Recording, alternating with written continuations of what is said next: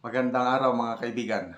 Bago natin talakayin ang topic sa araw nito, gusto ko lang ipaalam sa mga interesado na magkaroon ng trabaho, either full-time or part-time, pwede sa inyong bahay.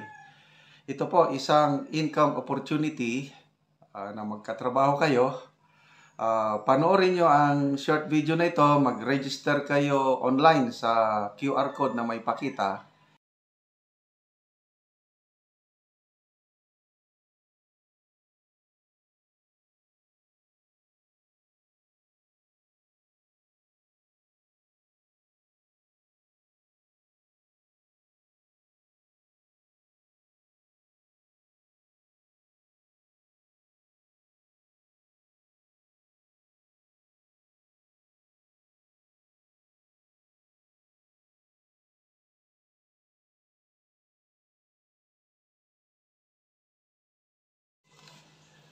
Pag-usapan natin ngayon ang isang sentence, pahayag ni VP Sara sa kanyang press conference last Friday.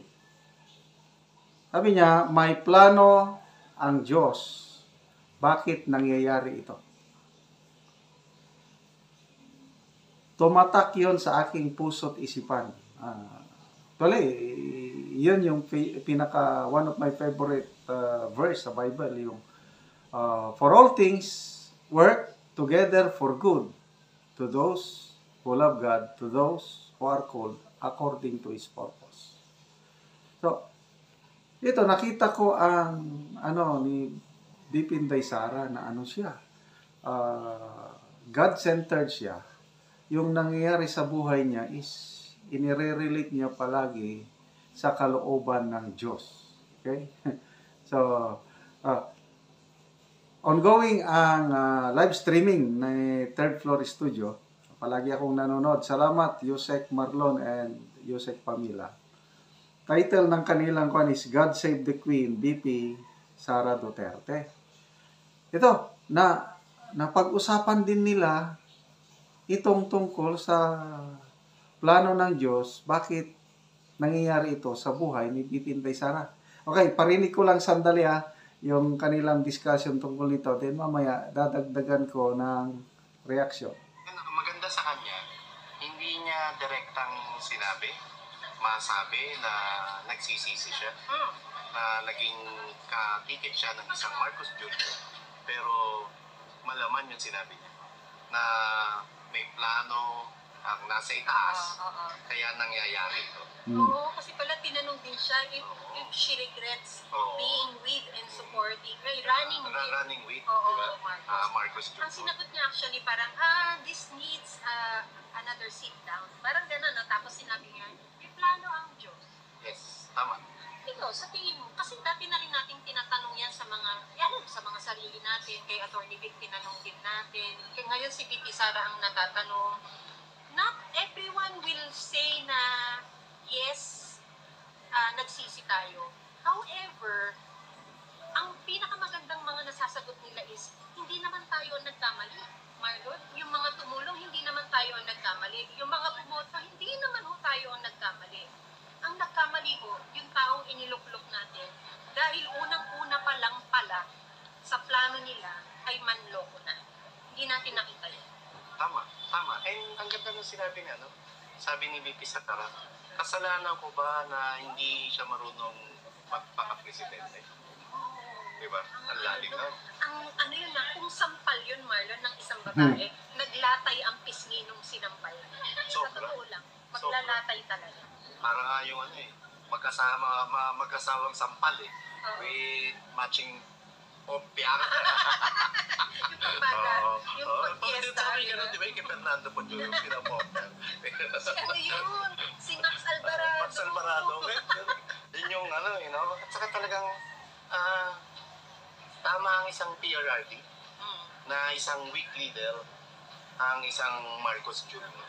Ito rin ang biglang pumasok sa isip ko, Marlon. Di ba una nang sinabi ni PRRD na weak ang isang presidente dahil sa mga panahon na kailangan yan, hindi yan lalabas.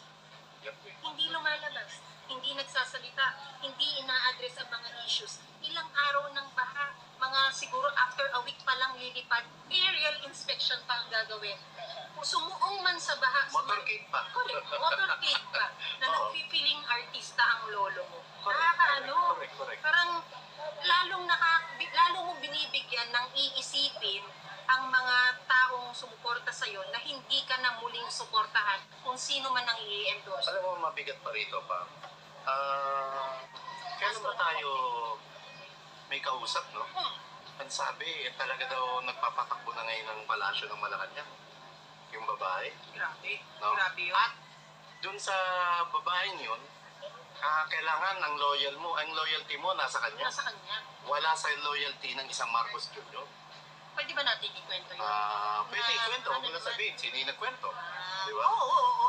Yung gaano katotoo na ang pinalitan ng bagong kalihim ngayon, Hmm. ng PCO, Hmm. na ang unang main reason kung bakit hindi siya, ano may natikuhan ng babae, Hmm. dahil ang loyalty di umano nito ay nandun sa presidente. Itong mga na-promote naman. Okay. So, ayan. Weak leader. Punta tayo doon sa bakit nangyayari ito. Tinanong ko na, ilang beses ko nang tinanong sarili ko. Why God allowed these things to happen na pagkatapos na umasa tayo na bayan babangon muli. Pagkatapos na nakita natin yung napakagandang samahan nila nung una, yung unity. Pagkatapos na napakaganda yung buwelo, yung first 3 months, lalo na nung nandun pa si Atty. Vic Rodriguez. Napakataas yung hope ng mamamayang Pilipino na ito na, bayan babangon muli. But unti-unti, yun na. Lumabas na ang katotohanan. Ito nga yung pagiging weak leader ng nahalal na Pangulo. Balik tayo doon sa yung nakabasa sa inyo, yung libro ni Atty. Vic nga Kingmaker. Ako, nakakapanghinayang eh. Noong umpisa, good governance ang target. Pangulo At nandyan si Atty. Vic na alalay. Napakaganda yung kaya pinipili nila yung mga i-appoint. Dapat with the character, integrity, nang isipin lang yung kapakanan ng taong bayan. Ang ganda ng simula. Kaya lang nung nakialam na yung sinasabi nila Yusek Pam and Yusek Marlon na babae sa Malacanang, yun na, nagkagulo na. Plus yung isa pa na alalay ng babae sa Malacanang, yun na, nasira na. So, again, why did God allow these things to happen sa ating bansa? Bakit pinabayaan ng Diyos na si VP Sara na hopeful na may continuity yung magandang nasimula ni PRRD. Kaya sumuporta siya sa mga Marcoses. Ito na. Bungkag lapinig. Wala na. Nasayang ng lahat. Again, I agree with VP Sara na may plano ang Diyos sa nangyayari ito. So, anong plano? Hindi ko pa masyadong siguro, training ground o testing ground muna ni VP Sara ito. Paano siya mag-mature politically.